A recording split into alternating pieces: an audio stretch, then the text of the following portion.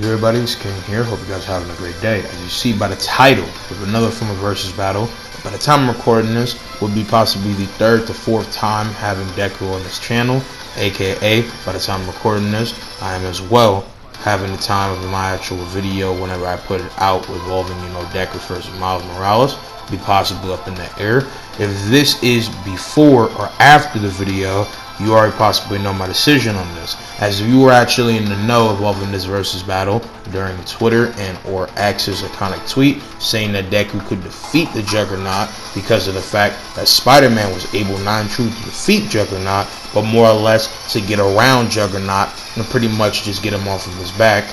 You know, like me and others that actually know about Marvel Comics Powerscaling and as well know about the famed Crimson Juggernaut himself, know that he would absolutely violate Deku, but some people think different. In today's battle, as you see, I'm here to pretty much just make it clear, while still giving Deku everything that he could possibly have at his disposal in order for fairness and representation, to explain to you why in the title, why Deku versus the Juggernaut is a complete violation. Let's go and get it in. Midoriya, a boy born in a world where quirks, aka powers, define everything. As even though people can exist without powers obviously and do great things, in the world of My Academia, for a great deal of Deku's eyes, he was seen as lesser, bullied, and mistreated because of the fact that he was powerless. As in this world again, powers define everything, and quirks are the special DNA of different people in this world where they grow to the most highest heights of power and capabilities. This man Deku, again born without them, didn't see nothing. But until one day when he showed his bravery and selfless action against his childhood bully and best friend, Bakugo, a boy with the most crazy, bombastic quirks that we've seen, right?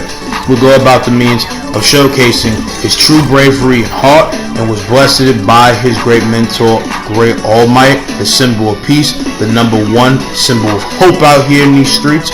Would go about busting with the power of One for All.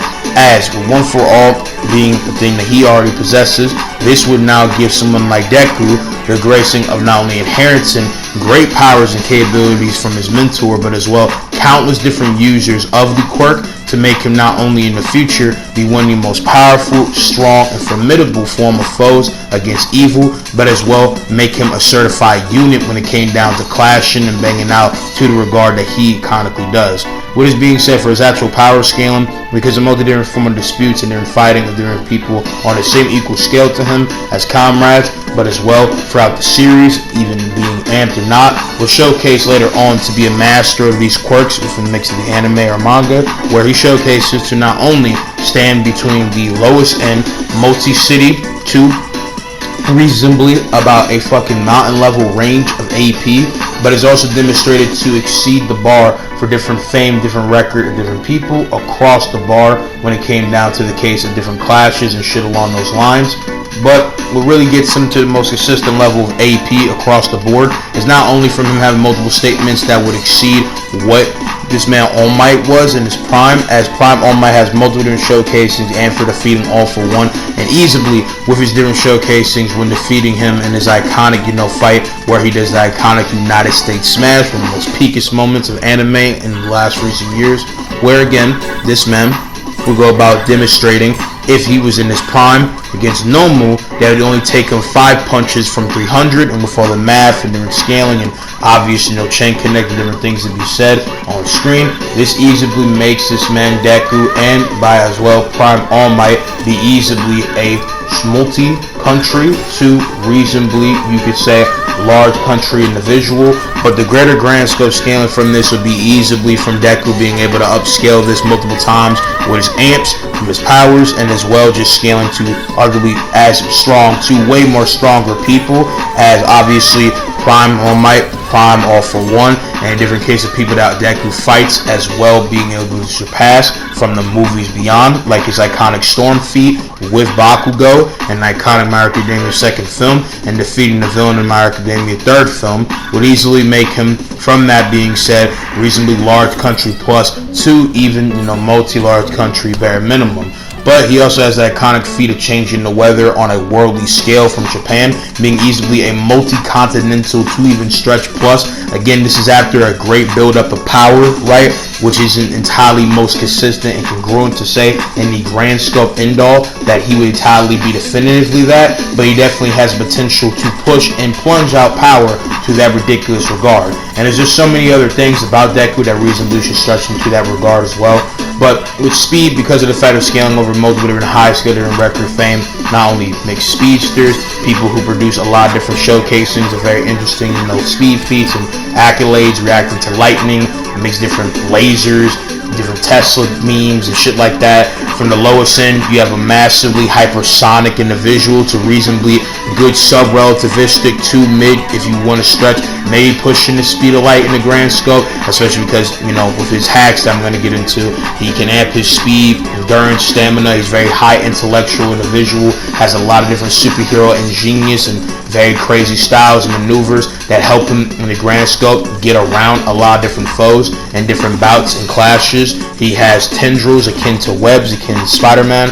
He also has super speed, super strength, can build up kinetic energy, has a lot of different techniques they can utilize. He's able to almost pseudo-fly when it comes down to jumping and things along those lines. And again, Deku is one very not only creative and very unique fighter that again is able to stylize in a lot of ways to take out his foes, but has a lot of different ways to go about using his powers in the most creative mix-up that allows him to pretty much best in most all the odds.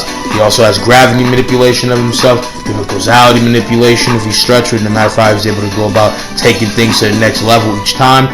And yeah, pretty much it for Deku. With this being said, Marco, the Juggernaut, the famed stepbrother of Charles Xavier, leader of the X-Men.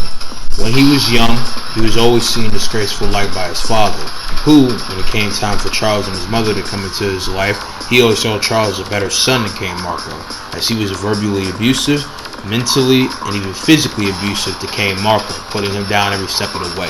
King Marco felt none but not only a great sense of bitter envy, jealousy, and very much big indignation against this man Charles, and wanting to see him be hurt in almost every aspect of the way he used to be his big bully. When it came time for either World War I or World War II, they fall alongside each other in the midst of the war, and in the mix of war, King Marco went into a cave with this man Charles for shelter, but in that shelter he found the great famed Emerald of Sidorak, aka one of these high-standing gods and or form of pretty much primordial beings. There is a form of an outer god in the greater Marvel cosmology. In the case for, the outer god, Sidorak, blessed this man King Marco to fully become a human juggernaut, with ridiculous fury, undoubtable will become an unstoppable slugger like never seen before. But besides all the history, Juggernaut across multiple ties of Marvel has not only fought the X-Men, banged out with Colossus, has been able to showcase multiple feats of ridiculous fury and or case of combatment. He's been able to take a god blast from Thor. He's been able to rock with the Hulk in one of his most powerful versions in the case of Wallbreaker Hulk, and he's been able to go so much toe-to-toe against him, Red Hulk, that it takes not only a great immense deal of time to rock the Juggernaut, but as well ridiculous amounts of physical combatment put him down.